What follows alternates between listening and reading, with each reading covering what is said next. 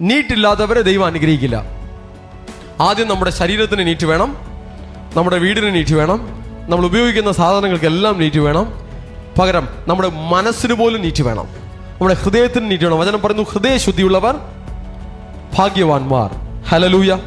ഇംഗ്ലീഷിലൊരു പ്രോവർബുണ്ട്, ഒരു പഴഞ്ചൊല്ലുണ്ട്, cleanliness is next to godliness. ദൈവത്വം, ദൈവഭക്തി കഴിഞ്ഞാൽ അടുത്ത രണ്ടാം സ്ഥാനം ആർക്കാണ്?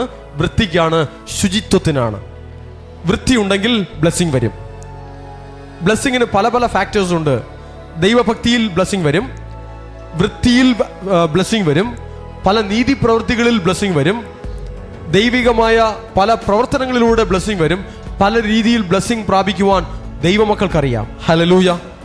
കാര്യങ്ങൾ മനസ്സിലാക്കി ഒരു സ്റ്റെപ്പ് എടുത്ത് വെക്കുന്നവനാണ് ദൈവം അനുഗ്രഹിക്കുക. ദൈവ പൈതൽ ഒരു സ്റ്റെപ്പ് എടുത്ത് വെക്കുമ്പോൾ മറ്റു സ്റ്റെപ്പുകൾ വെക്കുവാൻ ദൈവം അവനെ സഹായിക്കും.